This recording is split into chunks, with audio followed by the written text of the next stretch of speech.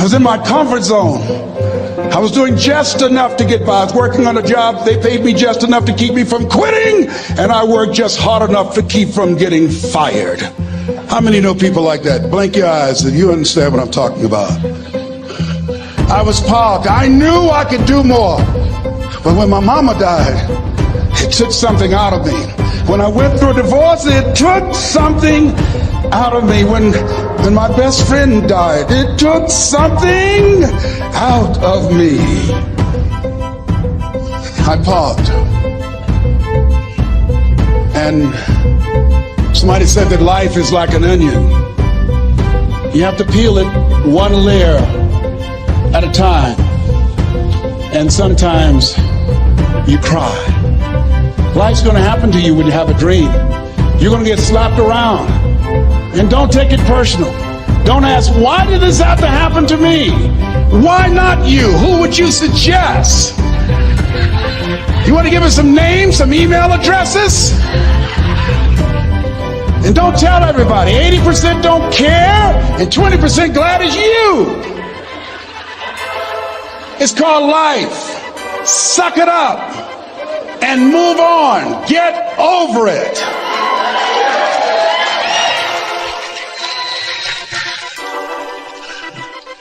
It happens to everybody. Here's the other thing: is you look at your goals and look at your dreams. When you're going through some stuff, repeat out to me, please. When things go wrong, don't go with them. Yes, write that down.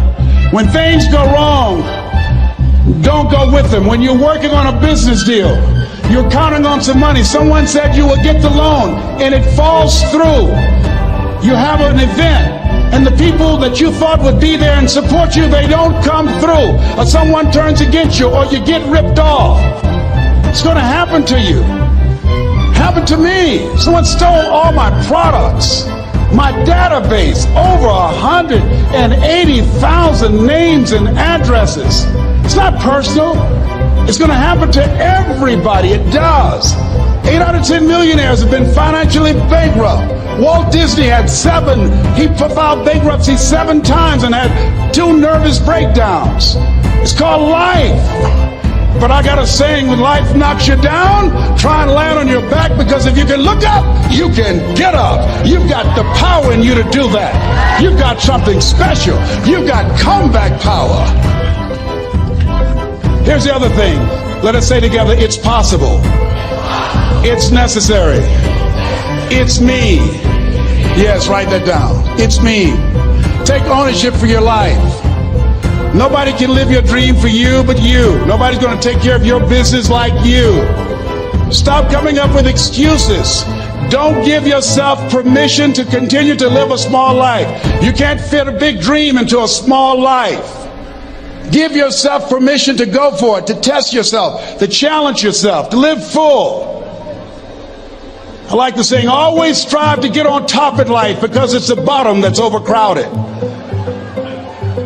The reason you're here is because there's something in you that says, I can do more. This just can't be it. There's something in you. There's a calling on your life. There's something in your heart that caused you to get dressed and spend the money to go to seminar after seminar and listen to message after message and speaker after speaker. Because there's something in you that tells you this is not it for you. You have not peaked here.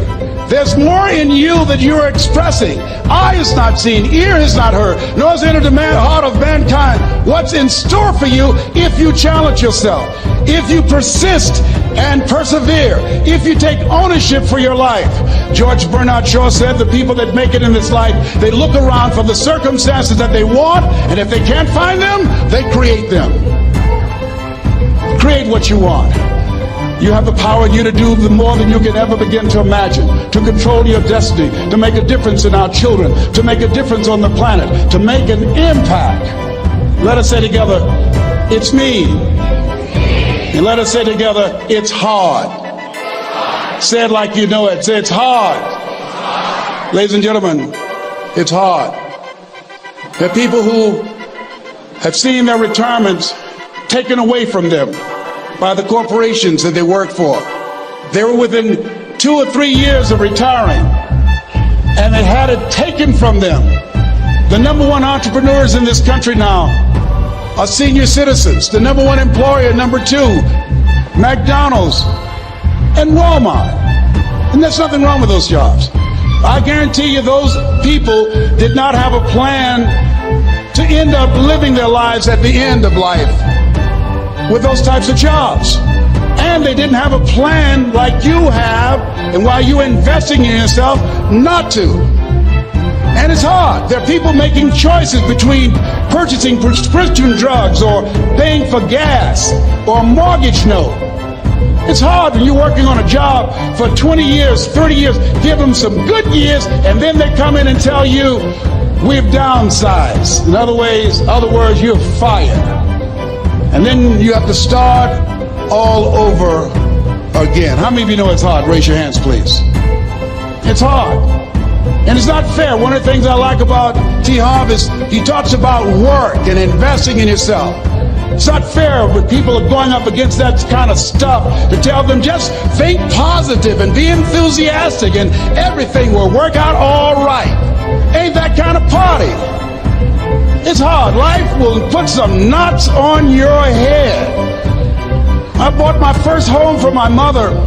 I was rushing, didn't know what I was doing, and I bought a home that had a lien against it. And they called me, Mr. Brown, yes, there's a lien against your property. We need $55,000 if you're going to stay there. Wait a minute, sir. I just bought this home. The guy told me there were no liens against it. I'm not the one that owe you the money. You should have checked that out, Mr. Brown. Come on. I called my attorney. We followed up. Yes, Les, there's a lien against the property. But he told me there were no liens. He lied, obviously. Oh, my God. He told me he wanted to help me because he admired the fact that I was buying this home for my mother and that he was adopted, and he identified with me. Les, he suckered you. He played you, man. So what? Well, would they take payment arrangements? What about $5,000 a month? They want all the money, Les. They want all the money, or you're going to have to get out. The house is going up for sheriff's sale. Do you have it? No, I don't have it. Can they give me some time? Tell them to give me 3 months, please. Give me 3 months. My mother's in her 70s, man. She has a bad heart. Don't do this to me. This is my dream. Don't do this, man. Please, let me talk to them. Les, I'm talking to their attorney. They don't want to talk to you. I've got to talk to their attorneys. Do you have the money? No. Will they give me 3 months? No. What about 2 months? No, Les. They want the money in 7 days.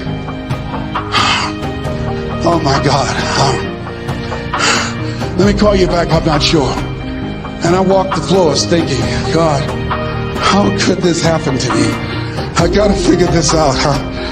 I got to figure this out. It seemed like the days are just ticking off. Thursday, I had to call them and let them know. They called me, Les, do you have the money? No, I don't. Friday, you have to leave.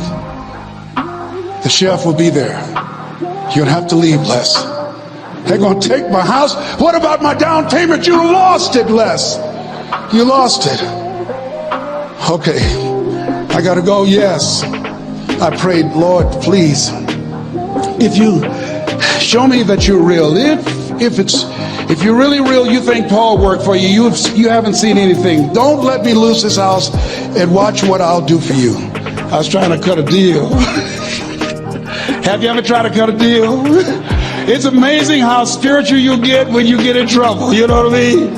When I was diagnosed with prostate cancer, I was going to bed with the Bible and the Holy Quran and the Science of Mind and Joel Goldsmith, everything I could find. I was praying to Jesus, Yahweh, Melchizedek, everybody. I was calling on everybody. It's amazing. And here I was walking the floor at 3 o'clock in the morning, and I had to go and wake my mother up.